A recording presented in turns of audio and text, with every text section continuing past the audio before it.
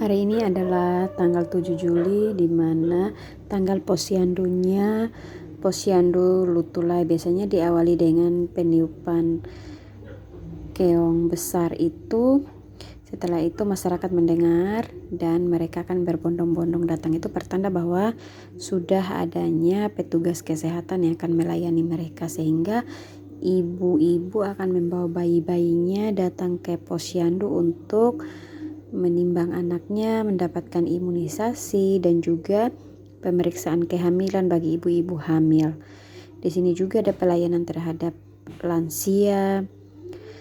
Di posyandu ini adalah pendekatan pelayanan kami tenaga kesehatan terhadap masyarakat, sehingga apapun bentuk pelayanan yang ada di ini posyandu akan dimaksimalkan. Kalau apabila tidak bisa ditangani di posyandu, akan kami rujuk ke puskesmas untuk bisa bertemu dengan dokter untuk terapi selanjutnya. Di dalam posyandu pun saya menyiapkan materi untuk kelas ibu hamil dan juga kelas balita untuk meningkatkan pemahaman ibu-ibu atau keluarga terhadap cara merawat bayi balita dan juga kehamilan. Setelah itu kami juga melakukan kunjungan rumah bagi ibu hamil yang tidak berkunjung ke puskesmas ataupun ke nakes lebih dari 40 hari. Nah, di sini ibu ini dia hamil trimester pertama, mengalami sakit dan juga mual muntah berat, sehingga dia tidak sempat untuk bertemu kami, sehingga kami melakukan kunjungan rumah sekalian menempelkan stiker di pintu rumahnya. Setelah itu kami melakukan penjemputan terhadap ibu infartu dengan keluhan keluar darah segar di desa, sehingga saya bersama teman-teman bidan yang lain, kami 5 orang bersama supir, kami pergi untuk menjemput, untuk dibawa ke puskesmas untuk tindakan lebih lanjut di puskesmas. Ini adalah anak bayi yang pernah saya tolong 2 tahun lalu. Dia sudah besar, tidak terasa. Waktu persalinan ibunya berteriak-teriak, ini yang gendong. Dan dia sampai bilang ke ibu bidannya, ini anak yang pernah ibu tolong. Nah, ini pasien sudah naik di atas ambulans. Setelah kami kembali, ada persalinan juga di puskesmas. Juga ini adalah penyuntikan vaksin HBIG kepada bayi yang lahir dari ibu yang menderita atau saat periksa lab terdiagnosa mengalami sakit HBsAg atau terserang virus HBsAg. Ini adalah vaksinnya sudah disiapkan pemerintah. Cara bukanya pun harus hati-hati dan cara penyuntikannya pun harus hati-hati dan juga harus tepat sasaran. Vaksin ini khusus disiapkan oleh pemerintah saat ibu hamil tersebut dia didiagnosa HBIG, maka akan disiapkan vaksin untuk bayinya.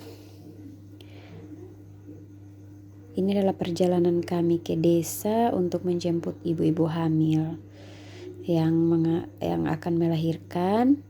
Di sini juga banyak bawaan yang kami bawa karena mereka ke puskesmas akan nginap untuk beberapa hari. Ada juga yang hanya 8 jam di puskesmas. Saya bersama teman-teman saya pergi pada saat ada telepon dari keluarga pasien bahwa ada pasien yang akan melahirkan, kami akan pergi jemput. Nah, ini kami jalan sambil menunggu datangnya ambulans yang masih pergi untuk mengisi bahan bakar, sehingga kami memutuskan untuk jalan saja di jam 12 siang sambil menunggu ambulans. Ini waktu dinas malam. Pasien kami sekitar 3 orang yang kami layani. Ada juga pasien yang kami lakukan kunjungan rumah. Dan ini adalah DJJ, kami DJJ bayi, dan juga ini dengan bayi kembar ibu ini.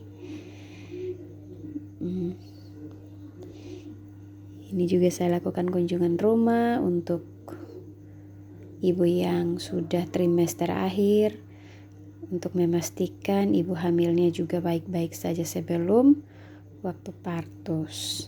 Kami juga memberikan biskuit ibu hamil kepada ibu-ibu hamil yang lila atau lingkaran lengannya kurang dari 23,5. Ini adalah ibu partus yang mengalami perdarahan. Ibu ini melahirkan anak ke-9. Setelah kami bawa ke puskesmas, kami rujuk lagi ke rumah sakit umum karena pasien sudah mengalami perdarahan dan shock. Jadi pelayanan yang ada di puskesmas itu adalah pelayanan-pelayanan yang bersifat normal. Nah, saat kami sudah melewati garis waspada, kami akan merujuknya ke rumah sakit umum untuk dilakukan tindakan lebih lanjut. Ini juga merupakan penyuntikan HB0 untuk bayi setelah 2 jam persalinan.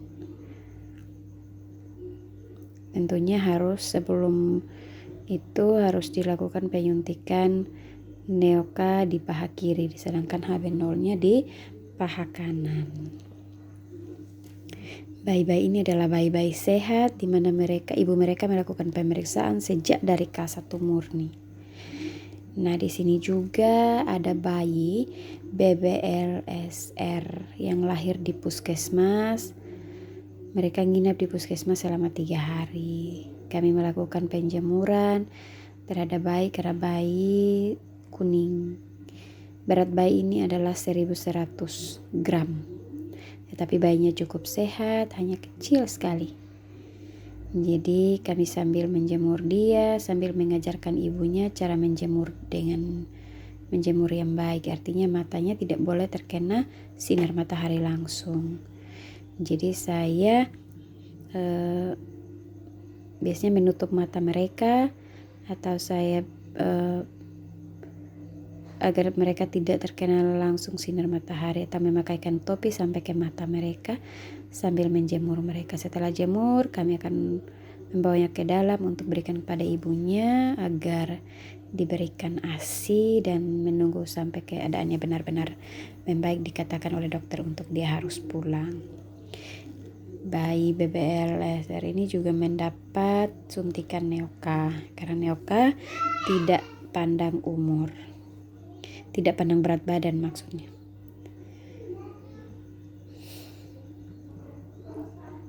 Ini adalah penyuntikan neoka untuk bayi baru lahir 1 jam setelah lahir. Ini adalah contoh ibu yang post SC yang jahitannya bocor di bagian tengah karena ibu ini dilarang untuk memakai celana jeans. Dia memakai celana jeans pada saat baru pulang SC sehingga terjadi kebocoran, tetapi dirawat sampai sembuh. Ini adalah ibu-ibu hamil. Ada 4 ibu hamil yang saya rujuk, ada yang G10, G11, G9 dan G6 yang akan SC. Ini bayi yang menerima suntikan HB0. Dan ini juga salah satu bayi yang serotinus, di mana kehamilan ibunya sudah 43 minggu dan ketubannya sudah keruh. Awalnya bayinya lahir tidak menangis, membiru, tetapi setelah dilakukan tindakan bayinya kembali memerah dan juga sehat dan menangis dengan kencang. Setelah itu kami melakukan penjemputan lagi terhadap pasien dari desa. Saat dia dari desa, dia sudah sedikit sekarat sehingga kami harus cepat-cepat untuk membawa dia ke dalam. Nah, ambulans kami cuma 1 sehingga pengantaran pasien atau penjemputan pasien juga kami seperti pergi piknik karena kami harus bawa banyak masyarakat. Ini adalah kami tim bidan. Kami ada 5 orang yang menjemput pasien di desa-desa. Ini adalah bidan-bidan. Kami bekerja, kami tidak melihat senior atau junior, tapi kami sama-sama bekerja untuk menekan angka kematian ibu maupun bayi.